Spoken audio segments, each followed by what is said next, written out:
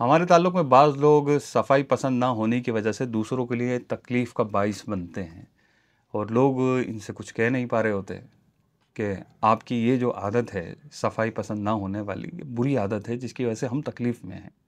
तो ये वो लोग होते हैं कि जब वॉशरूम इस्तेमाल करते हैं तो अपने गंदे जूतों, गंदे चप्पलों की गंदगी वहाँ छोड़ आते हैं। कंबोर्ड इस्तेमाल करते हैं या डब्ल्यूसी इस्तेमाल करते हैं तो बराबर पानी इस्तेमाल नहीं करते। साबुन इस्तेमाल करते हैं तो साबुन पर अपने गंदे हाथों के असरात छोड़ जाते हैं कि बाद में कोई साबुन उठाए तो उसको घिना है। जब इन्होंने वॉशरूम इस्तेमाल किया और उस वॉशरूम को बड़ी बेदर्दी से इस्तेमाल किया, जो अपना किया है उस पर पानी नहीं डाला, इनके बाद जाने वाले पर इनकी शख्सियत का ऐसा असर होता है कि वो फिर कभी भी इनसे मुतमईन नहीं हो पाता। तो अगरचे पीछे से बहुत अच्छी-अच्छी बातें करके आए और फिर उन्होंने वॉशरूम इस्तेमाल किया और वॉशरूम इस्तेमाल करने के लिए जब ये वापस बाहर आए और फिर इनके बाद कोई साहब गए और वो भी इनके उस लेक्चर में शामिल थे, जो ये बड़ी अच्छी-अच्छी बातें कर रहे थे और जब उसने जाकर उनका वॉशरूम देखा, जो इन्होंने इस्तेमाल किया, तो एक लम्हे में वो सारी की सारी इनकी शख्सियत डैमेज हो जाती है, इस गंदगी की वजह से। तो सफाई पसंद होना आपकी शख्सियत के लिए किस कदर अहमियत का हामिल है, अगरचे आप वॉशरूम भी इस्तेमाल कर रहे हो और आपको कोई ना कहता हो कि आप ये क्या गंदगी मचा कर आते हैं। तो बराए मेहरबानी सफाई का लिहाज रखना ये अज़ हद ज़रूरी है। आप अकेले ही नहीं हैं जो इन जगहों को इस्तेमाल करते हैं, बल्कि दीगर लोग भी हैं जो इन जगहों को इस्तेमाल करेंगे। तो जब वो इन जगहों को इस्तेमाल करेंगे तो वो बाद में आपके बारे में क्या तासुरात रखेंगे, इस बारे में कभी गौर किया है आपने? जब आपकी शख्सियत ही डैमेज हो जाएगी, जब लोग आपको पसंद ही नहीं करेंगे आपकी इस गंदी आदत की वजह से, तो मुझे एक बात बताइए, आपकी राय को कौन इज़्ज़त देगा? आपकी बात कौन मानेगा? जब ये सिलसिला शुरू होगा कि आपकी बात कोई नहीं मानेगा, आपकी राय तस्लीम नहीं की जाएगी, तो लाज़मी है कि आपकी दिल आज़ारी होगी। जब आपकी दिल आज़ारी होगी और आपको बुरा लगेगा तो आपको गुस्सा आएगा और जब आपको गुस्सा आएगा तो आप पलटकर कुछ ना कुछ ऐसी बात करेंगे कि जो सामने वाले को बुरा लगेगी। जब सामने वाले को बुरा लगेगी तो फिर वो लाज़मी है कि वो कब चुप रहने वाला है, वो पलटकर आपको जवाब देगा और यूँ एक सिलसिला शुरू हो जाएगा झगड़े का और बिल आखिर आपस में कतई ताल्लुकी हो जाएगी।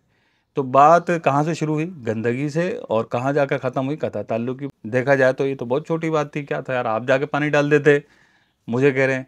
तो बात तो छोटी सी थी, लेकिन कोई आपकी गंदगी पर पानी क्यों डालेगा? आपकी फैलाई हुई गंदगी आपने ही साफ़ करनी है। ऐसे लोग जो लापरवाह होते हैं और सफाई का लिहाज नहीं रखते, ये जहाँ जाते हैं, किसी बस में सफ़र कर रहे हों, किसी ट्रेन में सफ़र कर रहे हों, वहाँ कोई भी चीज़ खाते हैं, मूँगफली खाएँगे तो उसके छिलके वहाँ बिखेर देंगे। कोई चीज़ खाएँगे, कोई उसका रैपर होगा, उसको उठाकर वहीं फेंक देंगे। टिश्यू पेपर इस्तेमाल करेंगे, टिश्यू पेपर जगह-जगह उनके नज़र आएँगे। तो एक अजब ही माहौल होता है उनका। और अगर ये सफ़र लंबा है और ये मुस्तकिल चीज़ें इस्तेमाल कर रहे हैं, तो थोड़ी देर में वहाँ एक ढेर लग जाता है गंदगी का। ऐसा लगता है जैसे यहाँ कूड़ा-करकट डाला जाता है। तो इनको बिल्कुल एहसास नहीं होता इस बात का, क्योंकि ये आदी हो चुके हैं इस तरह के अंदाज़ के।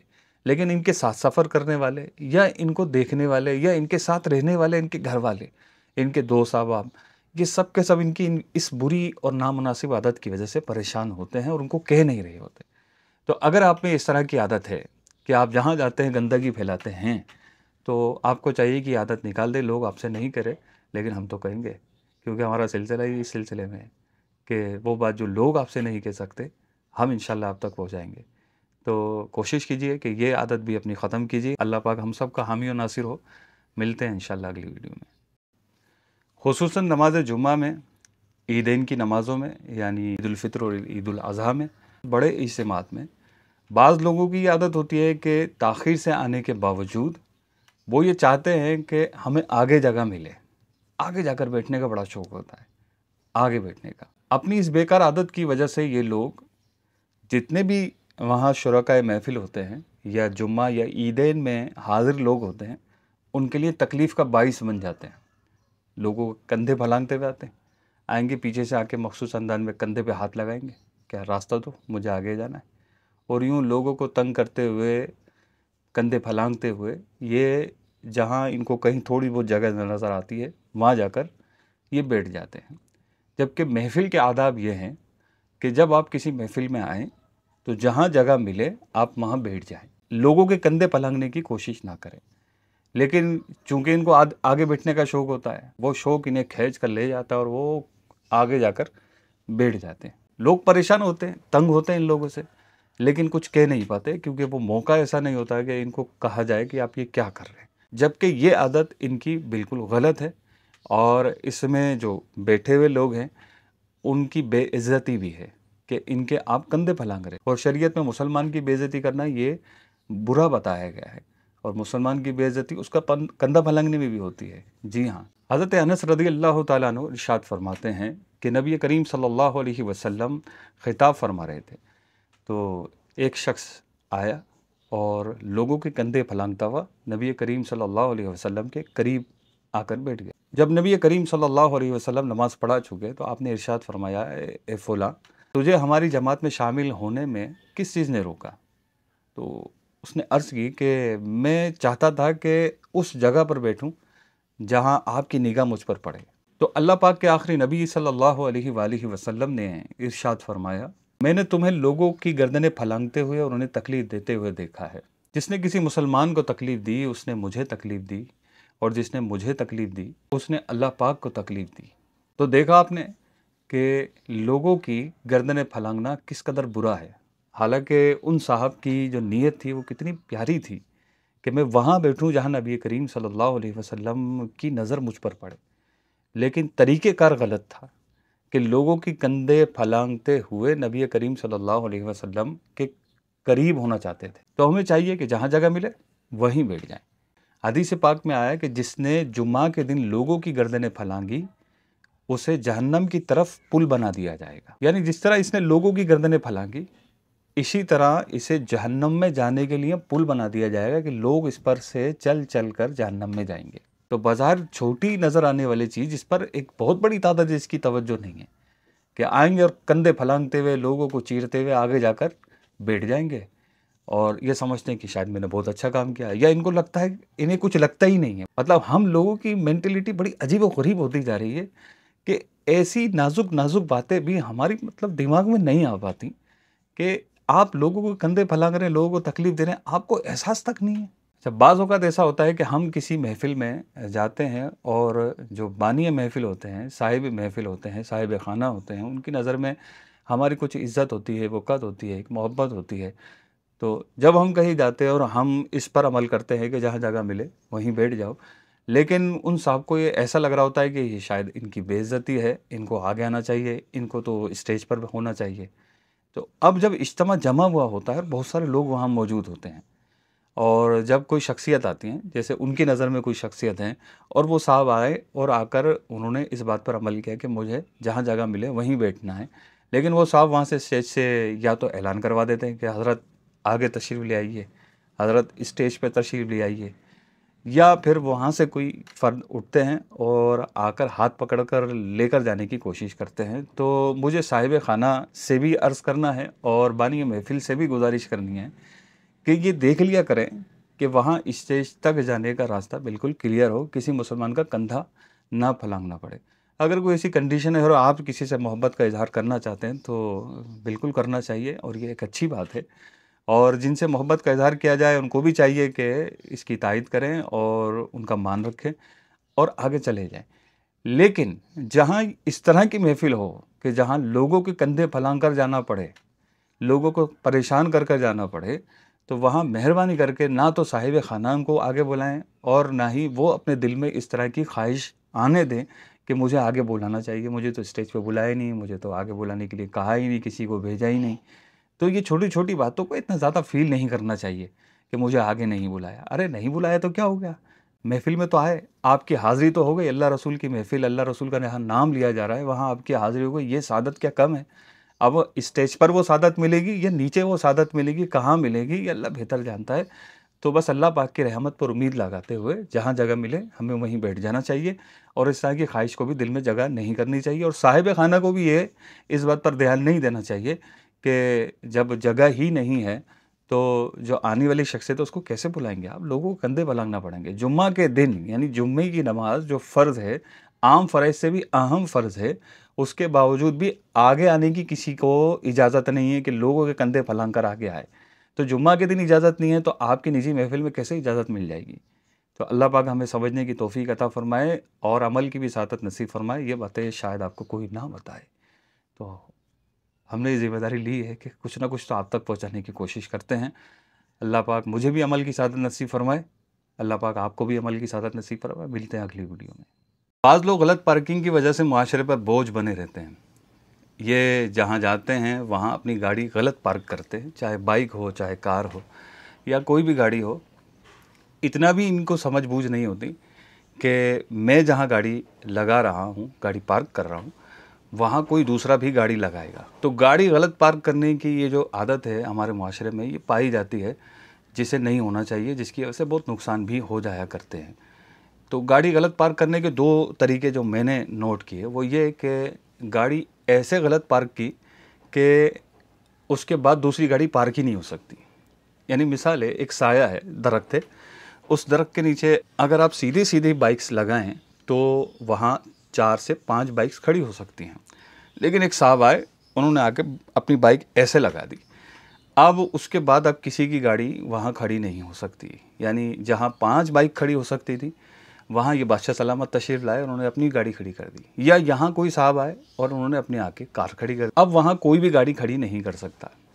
अगर तरीक़ेकार से बाइक लगाई जाए या तरीक़ेकार से गाड़ी पार्क की जाए तो दूसरों के लिए भी सहूलत हो जाती है, दूसरे लोग भी वहाँ बआसानी अपनी गाड़ी पार्क कर सकते हैं। और गलत पार्किंग की एक मिसाल ये भी है कि दीगर गाड़ियाँ पार्क थी और एक साहब आए और उन्होंने आके अपनी गाड़ी ऐसे पार्क की कि अब जो उस तरफ जो गाड़ियाँ हैं उनका निकलना तकरीबन नामुमकिन हो जाता है।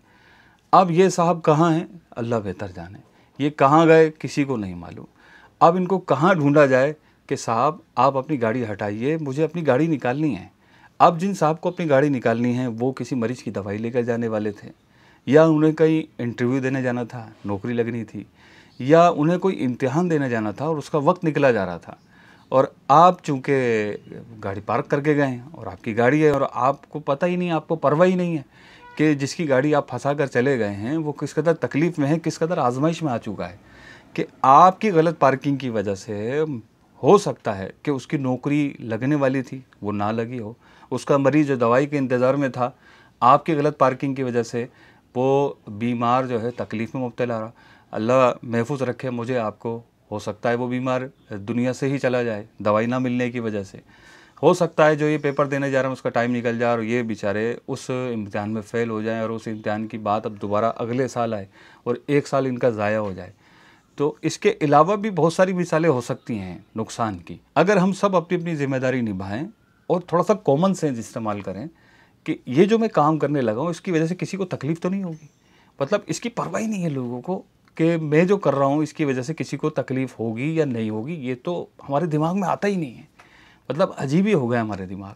तो हमारे दिमाग में आता क्या है? बेकार बातें, फजूलियात, गुनाहों की बातें। अल्लाह पाक हमारे हाल पर रहम फरमाए। तो क्या ही अच्छा हो कि कुछ कॉमन सेंस इस्तेमाल करें। ये फंसने वाली गाड़ी आपकी भी हो सकती थी, तो उस वक्त आपके क्या जज्बात होते। तो बराए मेहरबानी इस तरह की बातों का लिहाज रखा करें कि जब पब्लिक प्लेस पर आप अपनी गाड़ी पार्क करें तो इस अंदाज़ पर पार्क करें कि वहाँ जगह हो तो दूसरे लोग भी अपनी गाड़ी बआसानी पार्क कर सकें, या जगह ना हो तो ऐसी जगह पार्क करें कि किसी दूसरे गाड़ी निकालने वाले को आपकी पार्किंग की वजह से तकलीफ़ ना हो। तो अल्लाह पाक हमें अमल की सादत नसीब फरमाए। बात छोटी सी है लेकिन कोई आपको नहीं कहता और आपको भी एहसास नहीं है तो कोई बात नहीं, इस सिलसिले के ज़रिए ये बात हम आप तक पहुँचा रहे हैं।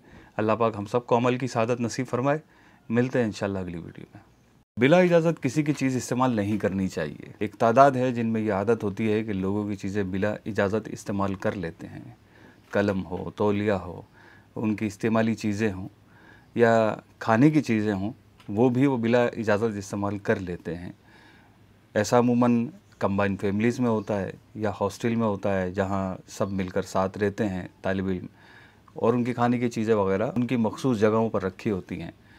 तो लोग जो इस बात की परवाह नहीं करते कि जब किसी चीज़ का कोई मालिक है तो उस मालिक की इजाज़त के बगैर हम उसकी वो चीज़ इस्तेमाल नहीं कर सकते।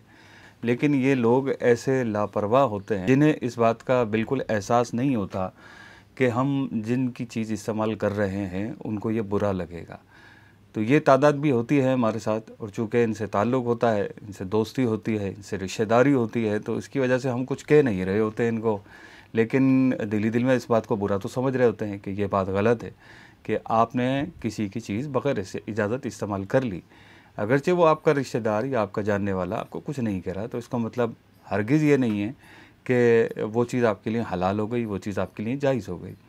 तो किसी की चीज़ बग़ैर इजाज़त इस्तेमाल करना ये शरअन दुरुस्त नहीं है, गलत है, गुनाह है।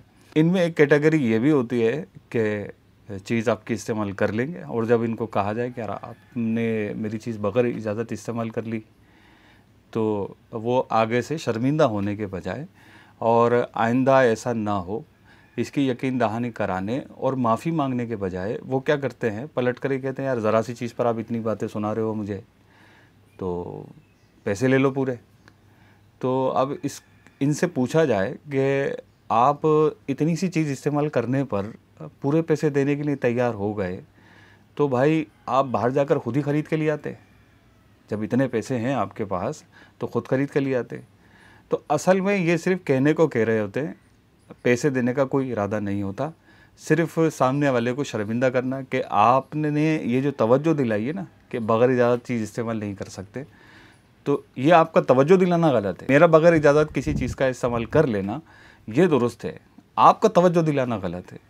तो ऐसे नादान और जाहिल लोगों को समझाना चाहिए कि ये आपका तरीका गलत था और इंसाफ का मुतालबा दुरुस्त था। तो ये ऐसे लोग होते हैं कि इनको आप समझा नहीं सकते, डायरेक्टली बोलेंगे तो ये नाराज़ हो जाएंगे और इस तरह के जवाबात ये लोग दे रहे होते हैं। तो हमें चाहिए कि हम किसी की चीज़ बग़ैर इजाज़त इस्तेमाल ना करें। अगर हमें कोई तवज्जो दिलाए तो हम उसकी बात की तायीद करते हुए अपनी गलती का एतराफ़ करें, इसमें कोई बुराई नहीं है। तो ये वो बातें हैं जो लोग आपसे नहीं कहते और आप पे ये एक बुरी आदत है और ये गुनाह वाली आदत है जिसको आपको निकालना चाहिए। अगर ये आप में आदत है तो आप निकाल दीजिए। कंबाइन फैमिली में भी इस तरह के मसाइल देखने में सुनने में आते हैं कि 4 भाई हैं, वो साथ रहते हैं और उनकी फैमिलीज़ भी साथ रहती हैं और इनके कुछ सामान है, किसी का फ्रिज है तो किसी की वॉशिंग मशीन है, तो यूँ सब आपस में एक दूसरे की चीज़ें इस्तेमाल कर रहे होते हैं।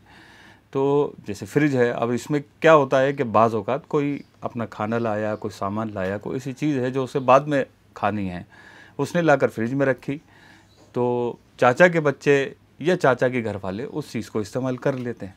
तो यूँ उमूमन इस तरह के मामलात इनमें आपस में हो जाते हैं, जिसकी वजह से नाइत्तेफ़ाक़ियाँ होती हैं, नाराज़गियाँ होती हैं, दिलों में नफ़रतें बैठती हैं कि हमारी चीज़ें इस्तेमाल हो जाती हैं और पता नहीं चलता किसने इस्तेमाल की है, कोई बोलता भी नहीं है, बताता भी नहीं है कि आपकी चीज़ हमने इस्तेमाल कर ली है। तो ये तरीका भी गलत है, ऐसा नहीं होना चाहिए। तो किसी की भी चीज़ अव्वलन तो आपको पूछना ही नहीं चाहिए कि आपकी चीज़ इस्तेमाल कर लेंगे, तो मांगना है, तो ये मांगना तो दुरुस्त नहीं है, इसकी भी शरअन इजाज़त नहीं। बग़ैर मांगे बग़ैर पूछे चीज़ें इस्तेमाल हो जाती हैं और फिर घरों में, ख़ानदानों में लड़ाई झगड़े की सूरत पैदा होती है और बिल आखिर नतीजा ये निकलता है कि वो जो 4 भाई एक साथ रहते थे वो सब अलग अलग हो जाते हैं। तो बाज़ लोग ये कहते हुए सुनाई देते हैं कि कंबाइन फैमिली के ये नुकसानात भी हैं। असल में जहालत का मसला है, कंबाइन फैमिली का मसला नहीं। असल में हमें एक दूसरे के हुकूक नहीं मालूम, हमें जहाँ बहुत सारी चीज़ें नहीं मालूम वहाँ ये भी बातें नहीं मालूम कि किसी की चीज़ बग़ैर इजाज़त इस्तेमाल नहीं कर सकते। तो बात छोटी सी होती है लेकिन उसका नतीजा बहुत भयानक होता है। हर फ़र्द अपनी अपनी ज़िम्मेदारी निभाए, अपने अपने हुकूक अदा करे, जो उस पर शरीयत ने लाजिम किए हैं उनको वो अदा करे, तो इंशाअल्लाह इस तरह के मामलात भी सामने नहीं आएंगे। तो ये वो बातें थी जो शायद आपको कोई ना कहे, आपकी तवज्जो ना दिलाए। हमारा ये सिलसिला इन्हीं बातों की तरफ तवज्जो दिलाने के लिए है कि वो बात जो कोई आपसे नहीं कहता हम लेकर आएँ। तो अगर आप में ये बुरी आदत है तो मेहरबानी करके इसको ख़त्म कर दीजिए और अच्छी अच्छी आदतें अपनाने की कोशिश कीजिए। अल्लाह पाक हम सब का हामी व नासिर हो। मिलते हैं इंशाअल्लाह अगली वीडियो में। अगर आप ये सोच रहे हैं मेरे बारे में नहीं है तो सबसे पहले ये वीडियो आप ही के बारे में है, इसको तवज्जो से सुने। हो सकता है ये बीमारी आप में हो, अगर आप में नहीं है तो अल्लाह का शुक्र अदा करें और ये वीडियो उन तक फॉरवर्ड करें जिनमें ये मसला है कि वो बात काटते हैं, बात रद्द करते हैं, किसी की बात बड़ी होने नहीं देते कभी भी। ऐसे लोगों तक ये वीडियो फॉरवर्ड करें। 1 मिनट आपकी बात काट रहा हूँ, यार माफ़ करना आपकी बात काट दी। इस तरह के जुमले आप दौरान गुफ्तगू सुनते होंगे अपने साथ बैठने वालों से। और बाज़ लोग तो इतने फास्ट होते हैं कि वो ये कहने की भी ज़हमत गवारा नहीं करते कि मैं आपकी बात काट रहा हूँ, या बात काटने के बाद ये माज़रत करना तक भी गवारा नहीं करते कि माफ़ कीजिएगा मैंने आपकी बात काट दी। तो ये बात काटना ये बड़ी अहमियत का हामिल है और इसका असर बहुत गहरा होता है। किसी की बात अभी पूरी नहीं हुई है और हम बीच में उसकी बात को काट देते हैं, इंटरप्ट करते हैं और उसकी वो बात पूरी नहीं होने देते और अपनी बात कहना शुरू कर देते हैं। क्या इसकी कोई हैसियत है या नहीं है? क्या हम किसी की बात काट सकते हैं? क्या ये नॉर्मल है कि किसी की भी बात काट दो, कोई मसला नहीं है? कोई बात कर रहा हो, उसकी बात पूरी भी ना हो पाए और हम अपनी बात बीच में रख दें, और वो जो साहब बात कर रहे थे उनकी बात पूरी नहीं हुई थी और वो बात पूरी करना चाह रहे थे, लेकिन चूंकि हमने बोल दिया तो वो बात अपनी पूरी नहीं कर सके। उनके नज़दीक वो अहम बात थी, लेकिन हम समझते हैं कि हमारे नज़दीक जो हम बात करने लगे वो अहम है और वो जो साहब बात कर रहे थे वो गैर अहम बात थी। ऐसा नहीं है। तो हमेशा याद रखिए, बात जब कोई कर रहा है तो उसकी बात पूरी तवज्जो के साथ सुनना, ये इस्लाम की तालीमात में से है।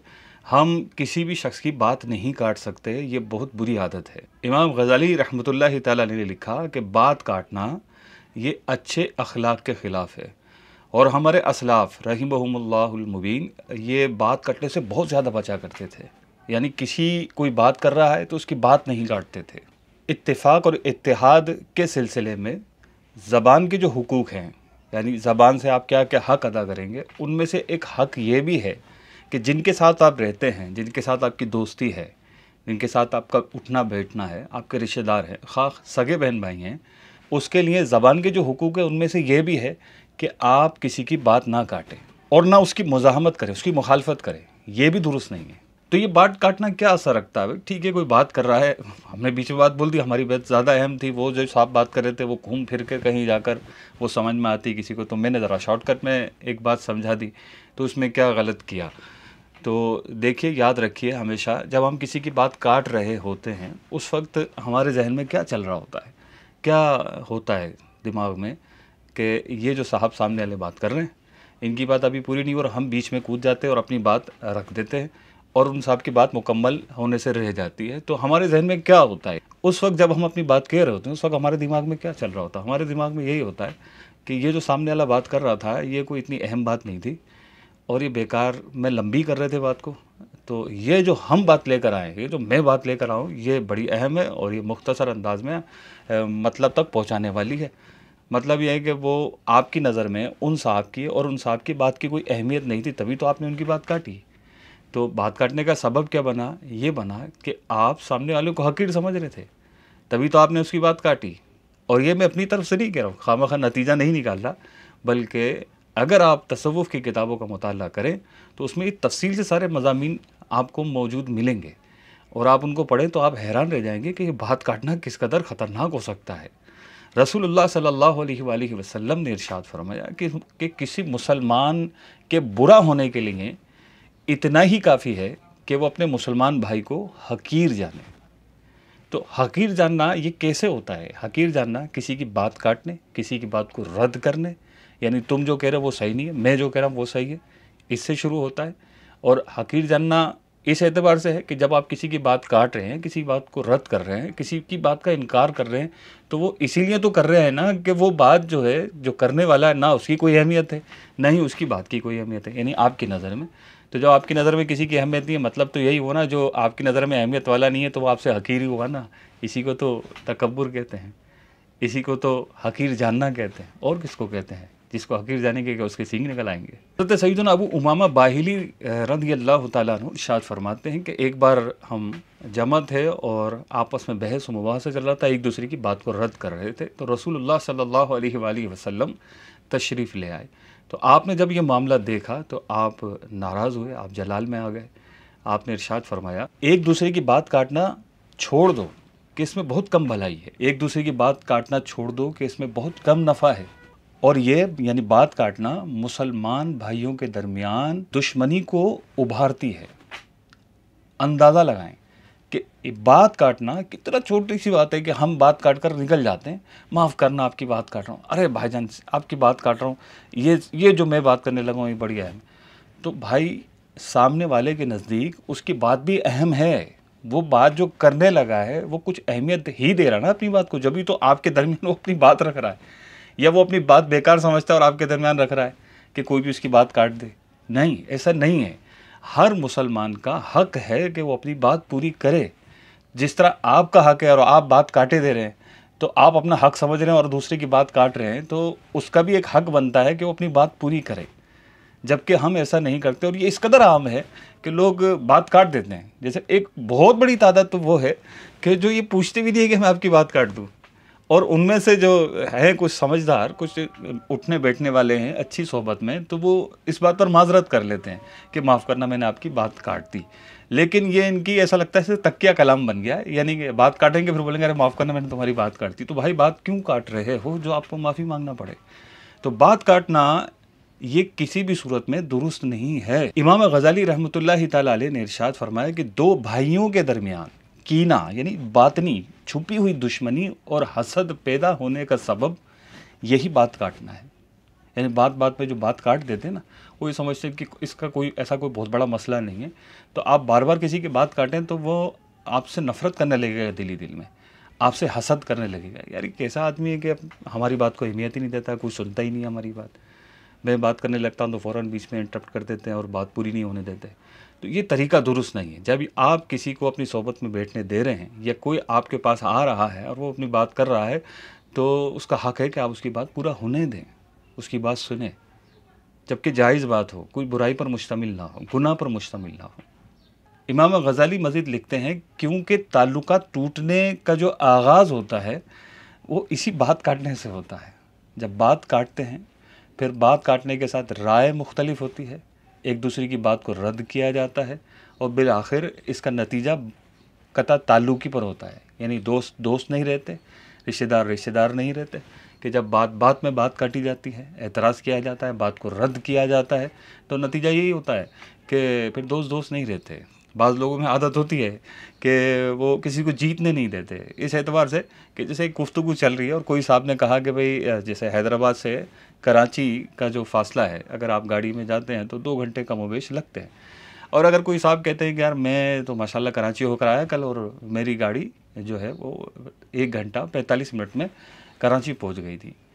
तो चूँकि जिनमें ये एक बीमारी होती है, अब ये ज़हनी बीमारी है, उनको लगता है कि अगर मैंने बात नहीं की या मैंने अपनी बात नहीं रखी या मैंने अपना कारनामा नहीं बयान किया तो अब मेरी कोई इसमें बेइज्जती हो जाएगी, तो फ़ौरन बात को रद्द करते हुए, बात को काटते हुए, अरे नहीं नहीं मैं तो 1.5 घंटे में पहुंच गया था कराची। तो इनकी ये आदत होती है कि जहाँ बैठेंगे अपनी बात ऊँची करने के लिए इस तरह की बोंगियाँ मार रहे होते हैं, जिसका नतीजा ये होता है कि जो सामने वाला होता है उसको ये बात फ़ील हो जाती है कि यार मैं जब बात करता हूँ ये साहब आगे से बोलते हैं कि नहीं ऐसा नहीं है, ऐसा है जो मैं कह रहा हूँ।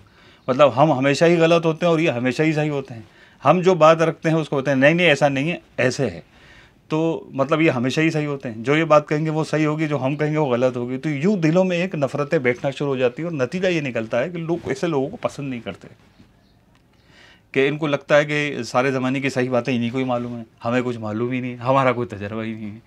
तो यूँ जब राय और दिलों में इख्तिलाफ पैदा होता है तो ये नतीजा यही निकलता है कि लोग एक दूसरे से जान छुड़ा लेते हैं और ऐसे लोगों से लोग दूर भागते हैं और उनको ये एहसास ही नहीं होता। एहसास तकरीबन ख़त्म हो चुका है कि ये बात भी कुछ सोचने वाली है कि यार बात काट रहे हैं या बात नहीं काटनी चाहिए। मतलब एक अजीब ही मेंटालिटी है लोगों की। हज़रत अब्दुल्ला बिन अब्बास रज़ियल्लाहु तआला अन्हु इरशाद फरमाते हैं किसी बेवकूफ़ की बात ना काटो कि तुम्हें तकलीफ़ देगा, और किसी अक्लमंद की बात ना काटो कि वो तुमसे नफ़रत करेगा।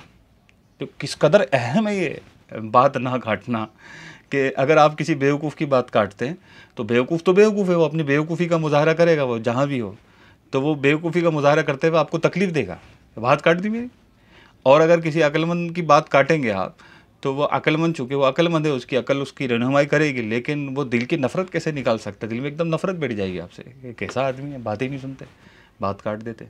इसी तरह का एक कौल हज़रत सैयदुना अब्दुल्ला हसन रहमतुल्लाहि तआला अलैह का है कि आप फरमाते हैं कि लोगों की बातें काटने से बचो, क्योंकि तुम अक्लमंद के मक्र और कमीने शख्स के अचानक हमले से नहीं बच सकते। इनकी बात काटें आप, जिसकी आदत होती है हर एक की बात काटता चला जाता है। तो इसका नतीजा देख लें कि हमारे बुजुर्गान दीन रहीमहुमुल्लाहुल मुबीन ने कैसी ज़बरदस्त रहनुमाई फरमाई है कि अगर आप किसी की बात काट रहे हैं और सामने वाला अक्लमंद है तो वो आपसे मक्र करेगा, आपसे नफ़रत करेगा, और अगर वो सामने वाला कमीना और घटिया शख्स है, जाहिल है, तो आप उसके अचानक हमले से नहीं बच सकेंगे। वो जब उसको मौका लगेगा अपनी इस नफ़रत निकलने का, उन मौका हाथ से नहीं जाने देगा और आपको वो अपनी उस ज़िल्लत का आपसे बदला लेकर ही छोड़ेगा। तो हमें क्या करना चाहिए? हमें ये करना चाहिए कि किसी दानिश्वर ने कहा है कि जब कोई बात कर रहा हो तो उसकी बात तवज्जो के साथ सुननी चाहिए, ताकि उसकी बात का ज़्यादा से ज़्यादा आपको फ़ायदा हासिल हो। और ये तवज्जो उस वक्त ज़्यादा बढ़ जाती है कि ये बात आपने पहले कभी ना सुनी हो। तो जब आप एक अच्छी बात किसी से सुन रहे होंगे, तो तवज्जो के साथ सुन रहे होंगे, तो उस बात का फ़ायदा होगा और इसमें सामने वाले की एक दिलजोई भी होगी कि आपने किसी की बात को अहमियत दी, उसको तवज्जो से सुना। नबी करीम सल्लल्लाहु अलैहि वसल्लम की एक सुन्नत मुबारक है कि जब कोई सामने से बात करता था तो आप ऐसा चेहरा तिरछा करके बात नहीं सुनते थे, बल्कि उसकी तरफ मुकम्मल तवज्जो करके आप सामने वाले की बात सुना करते थे। क्या ज़बरदस्त आपका अंदाज़ था और क्या ज़बरदस्त आप तवज्जो देते थे कि सामने वाले को लगता था, यानी सहाबाए किराम में ये बात थी कि हर एक के जहन में ये बात थी कि नबी करीम सल्लल्लाहु अलैहि वसल्लम मुझसे ज़्यादा मोहब्बत करते हैं। तो ये वो खूबसूरत अंदाज़ थे, ये वो सीरत का एक खूबसूरत पहलू है जिससे हमें सबक हासिल करना चाहिए। और यूँ अपने साथ वालों की बात नहीं काटनी चाहिए, बात रद्द नहीं करनी चाहिए, हमें तवज्जो से बात सुननी चाहिए। ये बात अगर से आपको कोई नहीं कहता, आपके साथ वाले नहीं कहते, या उनको भी तवज्जो नहीं है कि यार ये जो हरकत हो रही है ये गलत है, लेकिन वो इस बात पर तवज्जो नहीं दे पा रहे कि इनको कैसे समझाएं कि बात नहीं काटते किसी की, तो वो आपसे नहीं कह रहे। बहरहाल हम तो कहेंगे क्योंकि हमने ये सिलसिला शुरू किया है। वो बात जो लोग आपसे नहीं कह पा रहे, हम इंशाल्लाह इस सिलसिले के ज़रिए आप तक पहुँचाएँगे कि बात आप नहीं काटें, ये गलत है, बात काटना बंद कर दें। अगर आप ये सोच रहे हैं मेरे बारे में नहीं है, तो सबसे पहले ये वीडियो आप ही के बारे में है, इसको तवज्जो से सुने। हो सकता है ये बीमारी आप में हो, अगर आप में नहीं है तो अल्लाह का शुक्र अदा करें और ये वीडियो उन तक फॉरवर्ड करें जिनमें ये मसला है कि वो बात काटते हैं, बात रद्द करते हैं, किसी की बात बड़ी होने नहीं देते कभी भी। ऐसे लोगों तक ये वीडियो फॉरवर्ड करें। इंशाल्लाह मिलते हैं अगली वीडियो में। अस्सलाम वालेकुम वरहमतुल्लाहि वबरकातुहू। एक बार मैं कहीं से आ रहा था अपने घर की तरफ, तो मैंने दूर से देखा कि एक साहब, कोई तकरीबन 6 फुट प्लस उनका कद होगा, और मेरी गाड़ी इतनी मजबूत नहीं थी और वो आने जाने वालों से लिफ्ट मांग रहे थे कि मुझे लिफ्ट दे दो, मुझे कहीं जाना है। तो लोग उनको लिफ्ट नहीं दे रहे थे, तो मैंने भी दूर से देख लिया था कि एक साहब खड़े हैं और वो लिफ्ट मांगेंगे। जब मेरी गाड़ी उनके पास से गुजरेगी तो वो मुझसे लिफ्ट मांगेंगे, तो मुझे उनको लिफ्ट नहीं देनी थी। मैंने ग्लासेस लगाए हुए थे और ग्लासेस थे वो फोटो सन थे कि वो धूप में काले हो जाते हैं। तो मैंने उनकी तरफ देखा ही नहीं और मैं सामने देखता हुआ अपनी गाड़ी मैंने उनके करीब से जब गुजरी तो उनका लिफ्ट का इशारा मैंने नहीं देखा, तो उन्होंने पीछे से मुझे आवाज़ लगाई कि आंखें बंद हैं क्या। तो इस तरह करके मुझे वो चिल्लाकर उन्होंने मलामत किया कि मैं लिफ्ट मांग रहा हूँ तो मुझे लिफ्ट नहीं दे रहे हो। तो ये एक वाक़या था जो मैंने नोट किया कि लोग रास्तों में खड़े होते हैं और इस अंदाज़ पे लिफ्ट मांग रहे होते हैं जैसे ये इनका हक़ है। हमने इनको ख़त लिख कर कहा था कि आप फ़लाँ चौक पे खड़े हो जाना, मेरी गाड़ी वहाँ से गुजरेगी तो मैं आपको लिफ्ट दे दूँगा। तो बाज़ का तो ये अंदाज़ होता है कि जैसे उनका हक़ है, बाज़ लोग वैसे ही लिफ्ट मांग रहे होते हैं। तो ये लिफ्ट मांगना कैसा है, इस बात को समझना हमारे लिए बहुत ज़्यादा ज़रूरी है कि हम जो ये लिफ्ट मांग रहे हैं इसकी क्या हैसियत है। देखिए, एक शख्स है, उसकी एक मोटर बाइक है, ठीक है। उस मोटर बाइक पे कुछ ख़र्चा होता है। जब गाड़ी चलती है रोड पर तो वो ख़र्चा मांगती है, उसमें अखराजात निकल आते हैं। एक बंदा बैठे तो अखराजात ज़रा कम दिनों में, अखराजात महीनों में निकलते हैं। और अगर 2 बंदे उस पर बैठे हैं और वज़नी बैठे हैं तो वो जो महीनों का काम था वो हो सकता है महीने 1.5 महीने में हो जाए, निकल आए और आपको वो पे करना पड़े मैकेनिक को। तो अब दूसरा बंदा जो आपसे लिफ्ट मांग रहा है, गोया वो आपकी गाड़ी इस्तेमाल करने के लिए मांग रहा है कि आप मुझे अपनी गाड़ी में बिठाएं और कहीं छोड़ दें। तो गोया ये एक तरह से भीख ही मांग रहा है। इस तरह मांगने की शरन इजाज़त नहीं है। और जो बाइक वाला है, ये उसका हक़ है कि वो उसको ना दे लिफ्ट, उसकी मर्ज़ी है, मेरी गाड़ी मैं नहीं देता लिफ्ट। तो उस पर नाराज़गी का इज़हार करना या उसको लानतन करना, उसको बुरा भला कहना, ये कहाँ दुरुस्त हो सकता है। तो बाज़ लोगों की आदत होती है कि रास्तों में खड़े होंगे और लिफ्ट मांग रहे होते हैं, और लिफ्ट ना दो तो जो लिफ्ट दिए बगैर गुजर गया तो उसको बुरा भला बोल रहे होते हैं या उसको बुरा समझ रहे होते हैं। जबकि अगर गौर किया जाए तो आप ये हरकत करके आप बुरे बन रहे हैं कि अगर आपको कहीं जाना है तो कुछ ना कुछ पैसे खर्च करें, लोकल गाड़ी चलती हैं उसको पैसे दें और गाड़ी में बैठकर चले जाएं। ये हमेशा यूँ खड़े होना और मांगते रहना, ये ऐसे ही है जैसे आप किसी चौक पर खड़े हैं और हाथ फैलाकर इस तरह भीख मांग रहे हैं। किसी से सवाल कर रहे हैं और आपको इसका एहसास तक नहीं है। अगर से लोग आपको नहीं कह रहे कि यार ये क्या भिखारियों की तरह खड़े रहते हो, हर वक्त खड़े रहते हो कि मुझे लिफ्ट दे दो, मुझे आगे जाना है। 12 ऐसा होता है कि लिफ्ट मांगने वाला लिफ्ट मांगता रहता है और कितने लोग उसके पास से गुजर जाते हैं। तो ये इसका मांगना बेकार जा रहा होता है कि लोग नहीं बिठाते। और जिस तरह के हालात होते जा रहे हैं मुल्कों के, उसमें क्या होता है, किसी को आपने लिफ्ट दी तो पता चले उसने जेब ही साफ़ कर ली। हमारे रिश्तेदार हैं, 2 बार उनकी जेब काट ली इसी लिफ्ट देने में, कि उन्होंने सोचा कि यार ये लिफ्ट मांग रहे हैं, इनको लिफ्ट दे दूं, अच्छा है मेरी गाड़ी भी वहीं जा रही है, चलो मैं किसी को बिठा लूँ। बिठा कर उन्होंने आगे छोड़ा और थोड़ा आगे निकले और पता चले जेब में जितना भी सामान था वो सब लेकर निकल गए। तो अब कैसे बंदा एतमाद करे? तो ये एक नेकी है और ये ऑप्शनल नेकी है। अगर आप चाहें तो कोई खड़ा हुआ है, लिफ्ट मांग रहा है, तो उसको लिफ्ट देते हैं। अव्वल तो लिफ्ट मांगनी नहीं चाहिए, ये मांगना ही है, ऐसे ही मांगना है जैसे एक भिखारी मांगता है। तो अव्वल तो हमें लिफ्ट मांगनी ही नहीं चाहिए। और अगर कोई हमें लिफ्ट दे दे तो ये उसकी मर्ज़ी है, उसकी गाड़ी है, वो चाहे हमें लिफ्ट दे चाहे ना दे। तो जो लिफ्ट देने वाला है या गाड़ी वाला है, उसके लिए भी कोई लाजिम नहीं है, कोई लिफ्ट मांग रहा है तो उसको देना ही देना पड़ेगा, ऐसा कुछ भी नहीं है। अगर वो दे तो ये उसके लिए अच्छी बात है, ये बहुत अच्छी बात है।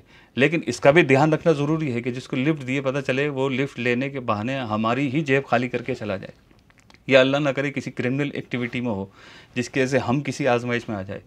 तो बहुत एहतियात की हाजत है। तो बेहतर यही है कि हम ये चीज़ें ना मांगें, ये लिफ्ट वगैरह ना मांगें, ताकि हमारी इज़्ज़त का भी तहफ़्फ़ुज़ हो, गुज़रने वाली गाड़ियाँ हमें इस तरह नज़रअंदाज कर कर ना जाएं।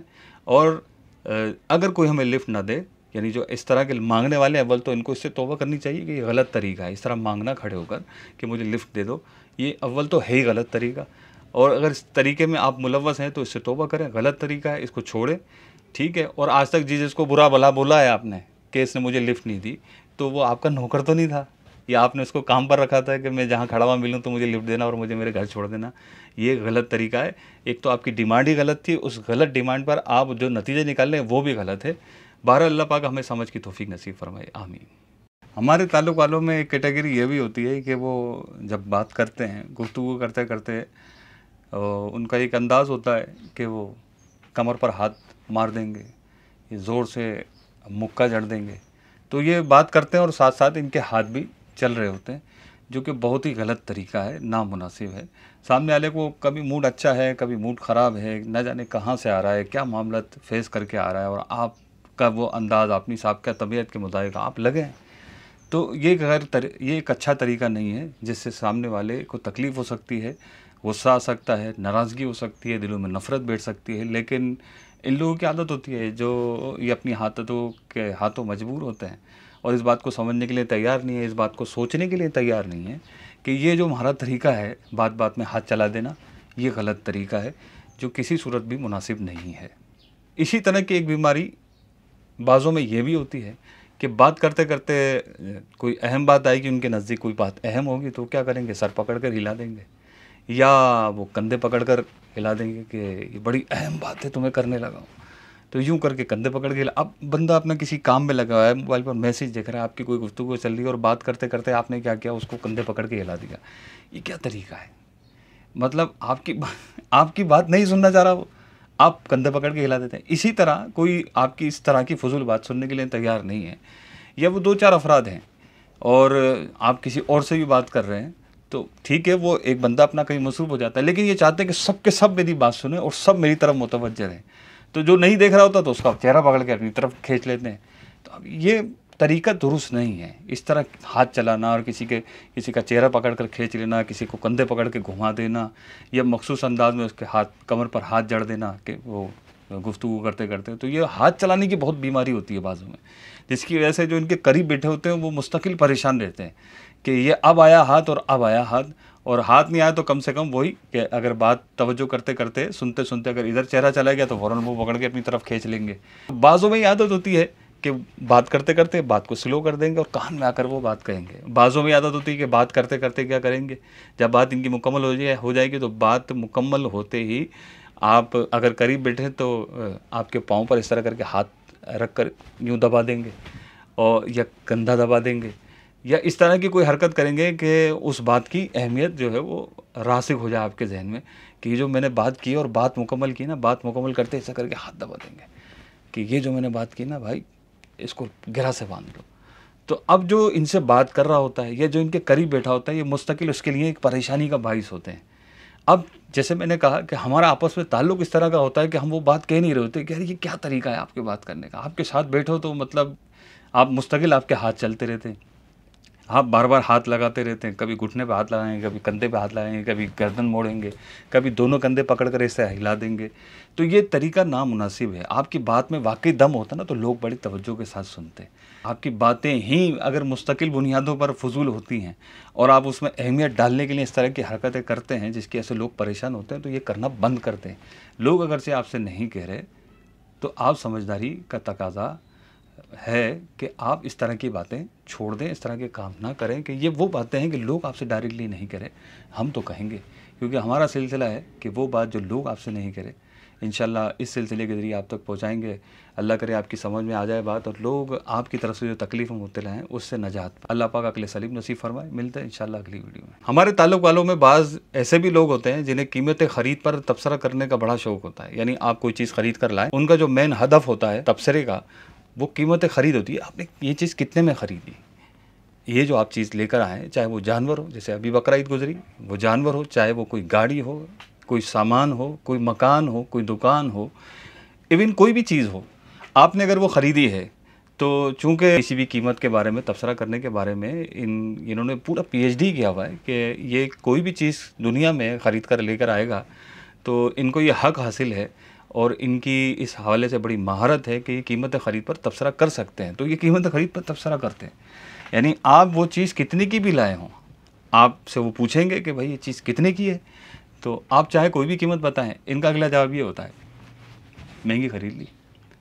तो अब इन साहब से अगर आप कभी कहें कि मैं फ़लाँ चीज़ ख़रीदने जा रहा हूँ, मेहरबानी करके आप मेरे साथ चल लेंगे और मुझे सस्ती दिला देंगे, तो इनके पास एक तो वक्त नहीं होगा, ये दुनिया के मसरूफ़ तरीन आदमी बन जाएंगे और कभी आपके हाथ नहीं आएंगे। लेकिन जैसे ही आप चीज़ ख़रीद कर लेकर आएंगे फ़ौरन इनका सबसे पहला तबसरा ये होगा कि आपने कितने की ख़रीदी, आपने जो कीमत बताई पलट कर बोलेंगे महंगी ले ली। तो अगर आप में ये आदत है कि लोगों से उनकी चीज़ों की कीमतें पूछते हैं, एक तो बिल्कुल नामुनासिब हरकत है कि कीमत नहीं पूछें। ठीक है, अव्वल तो आपको लेनी ही नहीं है। जब आपको कोई चीज़ लेनी ही नहीं है और आप तजर्बा ही हासिल नहीं करना चाहते, बस एक फ़ुज़ूल किस्म का सवाल है जो आपके दिमाग में आता है और लोगों से आप पूछने निकल जाते हैं, ये कितने का लिया, ये कितने का लिया, ये कितने का लिया, तो ये मुनासिब नहीं है।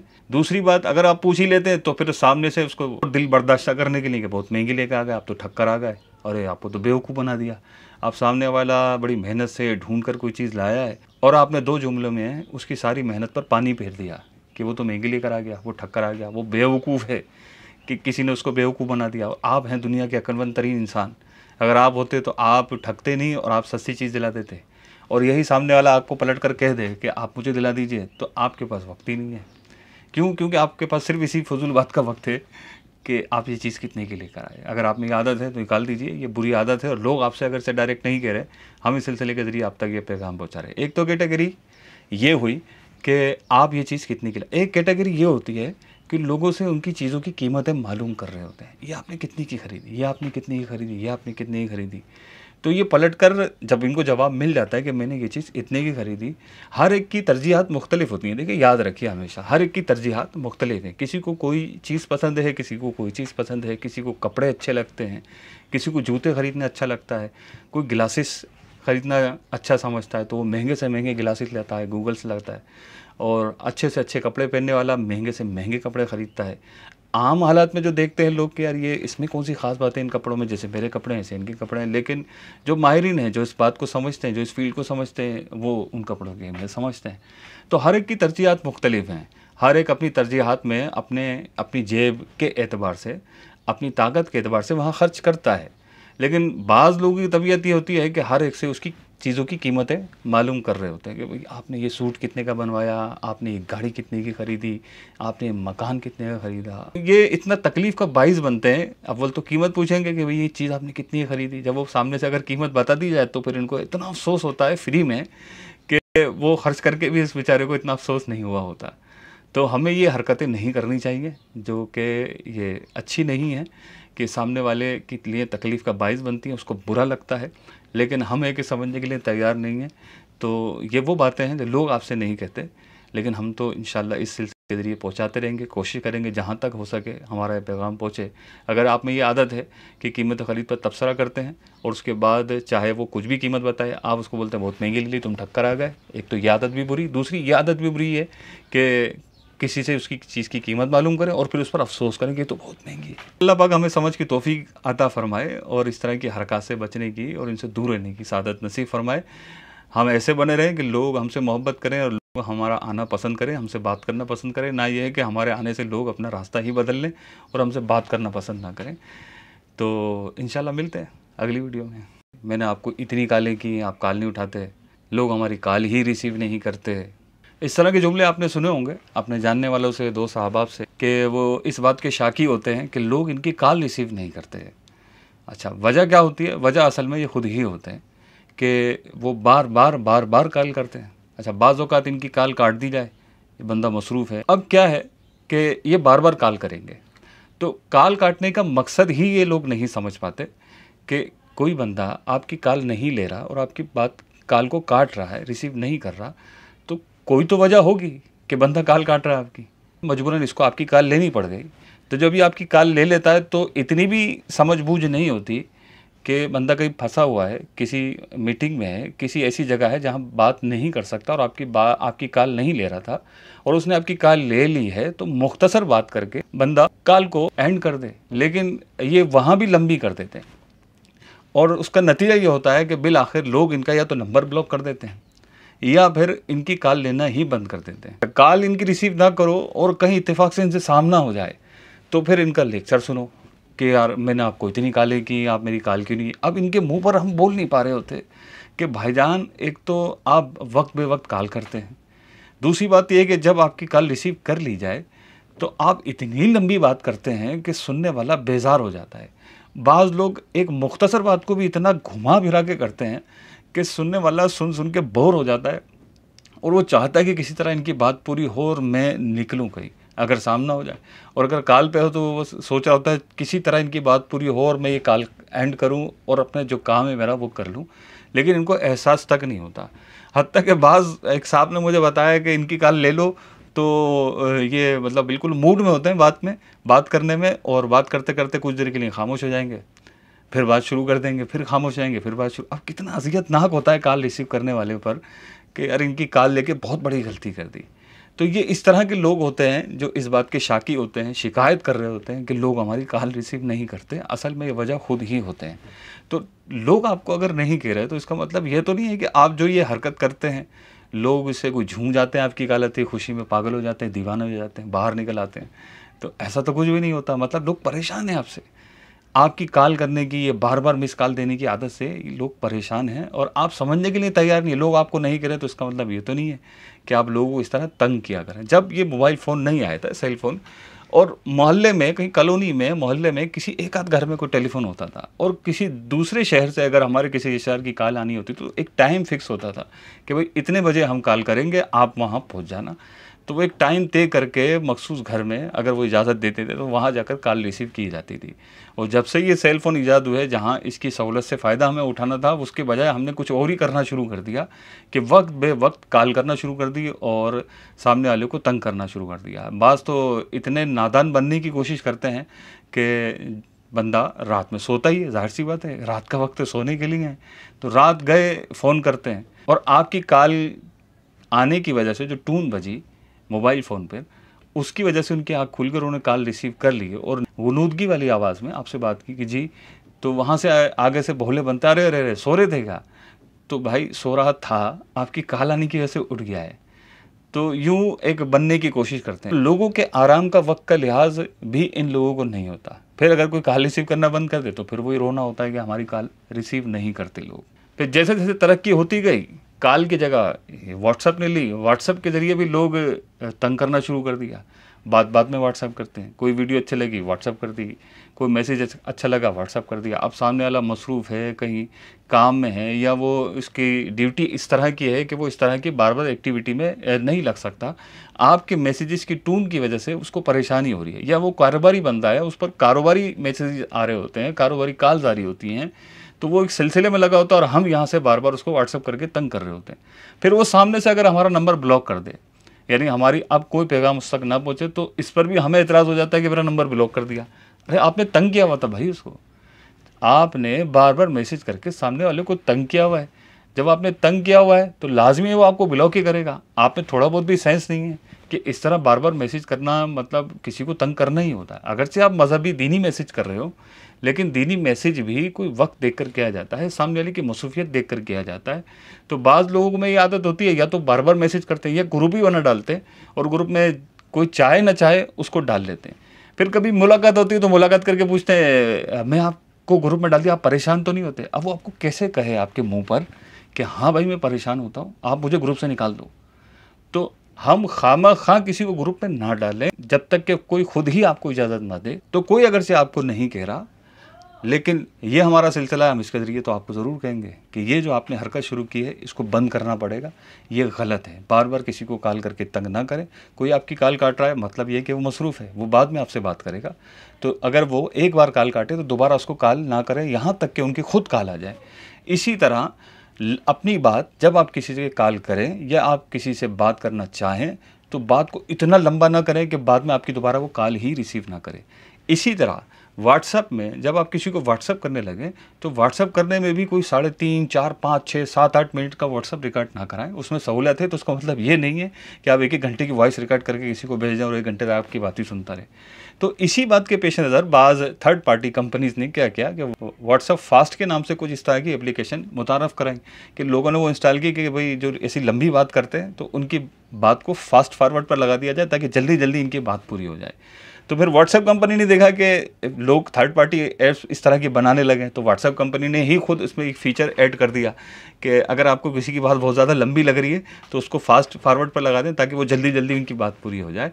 तो आप इतनी लंबी करें क्योंकि आपसे लोग बेजार हों और जल्दी जल्दी आपकी बात निपटाने की कोशिश करें। तो कोशिश किया करें कि जब किसी को व्हाट्सएप भी कर रहे हैं तो अपनी बात को अपने जहन में पहले दोहरा लें कि क्या कहना चाह रहे हैं। इस तरह सुनने वाले पर भी आपकी बात का बोझ नहीं होगा, सिवाय इसके कि आपने कोई व्हाट्सएप ग्रुप बनाया है और उसमें कोई ख़ास मौजू पर आप बहस कर रहे हैं, मीटिंग कर रहे हैं और व्हाट्सएप का तबादला हो रहा है, तो वहाँ समझ में आता है कि कोई आपने अपना कोई नुक्ता रखा है और आप उसको बयान करने चले हैं तो उसमें 1 मिनट, 2 मिनट, 3 मिनट लग रहा है। तो सामने वाले भी इसीलिए बैठे हैं कि सामने वाले की बात पूरी हो जाए, तो उस पर अगर कोई एतराज़ बनता है तो एतराज़ रखकर उस बात को, यानी वो जो मीटिंग है उसको तकमील तक पहुँचाया जाए, उसको मुकम्मल किया जाए और जिस एजेंडे को लेकर बैठे हैं उस पर अमल किया जाए। लेकिन जहाँ ऐसा मामला नहीं है, पर्सनली आप किसी से रब्ता कर रहे हैं तो लंबे लंबे व्हाट्सअप करने के बजाय मुख्तसर बात करें ताकि सुनने वाले पर बोझ ना हो। अल्लाह पाक समझ की तौफीक नसीब फरमाए। मिलते हैं इंशाल्लाह अगली वीडियो में। दौरान सफ़र बाज़ लोगों की आदत होती है कि वो अपना सारा बोझ साथ सफ़र करने वालों पर डाल देते हैं। शॉपिंग करेंगे तो जितने भी इनका शॉपिंग का सामान है वो सब का सब कोई और उठाएगा। और अगर ये सफ़र करके कहीं जाते हैं और वहाँ मखसूस आराम के पलंग होते हैं, मखसूस जगह होती है, तो वो कहते हैं कि भाई ज़मीन पर मुझे नींद नहीं आती, मुझे तो बेड पर ही नींद आती है, मुझे तो चारपाई पर नींद आती है। तो महदूद पलंग पर सबसे पहले ये कब्ज़ा जमा लेते हैं। अच्छा, अगर महदूद तकिए हैं कि भाई तकिए ज़्यादा नहीं है, कहीं आप सफ़र करके पहुँचे हैं और उनके पास ऐसा इतना इंतज़ाम नहीं है कि हर एक को तकिया वो दे सके, तो ये कहते हैं मुझे तकिए के बगैर नींद नहीं आती। तो पलंग इनको चाहिए, तकिया इनको चाहिए। इसी तरह जब गाड़ी में सफ़र करते हैं तो सबसे पहले ये फ्रंट सीट पर आकर बैठ जाते हैं और ऐसा लगता है कि इनकी मौजूदगी में फ्रंट सीट पर अब कोई नहीं बैठ सकता। ये हर एतबार से आराम के तालिब होते हैं और पूरे सफ़र में गोया कि ये एक नुमाया शख्सियत बनने की कोशिश कर रहे होते हैं। अब उस ज़बान से नहीं कह रहे होते, लेकिन इनकी हरकत और इनकी सकनात ये बता रही होती हैं कि भाई मुझसे ये कुछ मुनफरिद सलूक किया जाए, सफ़र में हर जगह मेरे आराम का लिहाज रखा जाए, मैं शॉपिंग करूं तो मेरा सामान कोई और उठाए, हर तरह के मामलात में मेरे साथ ताउन किया जाए, मुझे किसी किस्म की तकलीफ़ नहीं होना चाहिए सफ़र में। तो अब बाकी लोग क्या करने आए हैं? ये हज़रत सफ़र का लुत्फ़ उठाने आए और बाकी लोग क्या इनके बजाय वो सारी तकलीफ़ें ये उठाने आए? ऐसा नहीं होना चाहिए, जो कि बिल्कुल गलत है। तो साथ रहने वाले उमूमन इस तरह बोलते नहीं हैं कि यार आप सफ़र में आते हो, हम सब पर बोझ बन जाते हो। और बंदा एक तो खुद सफ़र पर आ रहा है, उसका सामान भी हम सब मिलकर उठा रहे हैं, हम में से कोई ना कोई उनका सामान उठा रहा है। ये निकलेंगे और उठ के चले जाएंगे और बैग इनका पीछे रह जाता, तो बैग भी कोई उठा के ला रहा होता है, यार बैग तो लिया, अरे लिया लिया लिया, अरे यार बैग ही तो उठाया यार, क्या हो गया। तो इस तरह करके वो ये बावर कराने की कोशिश करते हैं कि जो तुम मेरी खिदमत कर रहे हो ना, ये कोई इतना बड़ा काम नहीं है, तो मैं भी कर लेता, तो तुमने कर लिया तो ऐसा कोई बड़ा काम नहीं किया यार, ठीक है यार, आपस में होता है, चलता है। लेकिन ये तरीका दुरुस्त नहीं है। सफ़र में हर एक चाहता है कि मैं थोड़ा ईज़ी रहूँ, कोई आसानी के साथ मेरा सफ़र गुजर जाए। तो वो एक मखसूस महदूद सामान लेकर जाता है बंदा ताकि सफ़र में उसको तकलीफ़ ना हो। लेकिन ये साहब होते हैं कि ये साहब अपना सामान सारे काफ़िले पर तक़सीम कर देते हैं कि भाई सब के सब मेरा सामान उठाओ, मेरा लिहाज़ रखो, मेरा ख़्याल रखो, आने जाने में मुझे किसी किस्म की तकलीफ़ ना हो। नबी करीम सल्लल्लाहु अलैहि वसल्लम की सीरत से हमें ये सीखने को मिलता है कि नबी करीम सल्लल्लाहु अलैहि वसल्लम जब भी सफ़र फरमाते थे तो वहाँ कामों की बाकायदा तक़सीम होती थी। साहबा किराम अलैहिम रिज़वान जब कहीं सफ़र पे होते थे तो कोई जानवर ज़बह करने का काम करता था, तो कोई जानवर की खाल उतारने का काम करता था। तो एक मौके पर सफ़र में नबी करीम सल्लल्लाहु अलैहि वसल्लम ने फ़रमाया कि लकड़ियाँ जमा करने का काम मैं करूँगा। तो साहबा किराम अलैहिम रिज़वान ने अर्ज़ की, या रसूलल्लाह ये काम भी हम ही कर लेंगे, आप तकलीफ़ ना फरमाएं। तो रसूलुल्लाह सल्लल्लाहु अलैहि वसल्लम ने इरशाद फरमाया कि ये तो मैं भी जानता हूँ कि ये काम तुम भी कर लोगे और बखुशी कर लोगे, लेकिन मैं ये नहीं चाहता कि तुम सब में नुमाया रहूँ। हमें गौर करना चाहिए कि हम किसी नुमाया जगह की या नुमाया सलूक की या मुनफरिद सलूक का मुतालबा ना करें कि हमें अलग से ट्रीट किया जाए, हमें अलग से प्रोटोकॉल दिया जाए, हमें हमारा ख़्याल रखा जाए। तो इस तरह की हरकत जो दीगर शुरकाए सफ़र होते हैं उनके लिए बड़ी तकलीफ़ का बाइस होता है। तो अल्लाह पाक हमें समझ की तौफ़ीक नसीब फ़रमाए। ये वो बातें हैं जो हम आपस में एक दूसरे को नहीं कहते, लेकिन हमारा ये सिलसिला है कि वो बात जो आप नहीं कह सकते हम इंशाअल्लाह कहेंगे, और ये जहाँ तक कोशिश होगी वहाँ तक पहुँचाने की कोशिश करेंगे। अल्लाह पाक आपको जज़ाए खैर अता फ़रमाए। देखिए, शेयर कीजिए, लाइक कीजिए, और इंशाअल्लाह मिलते हैं अगली वीडियो में।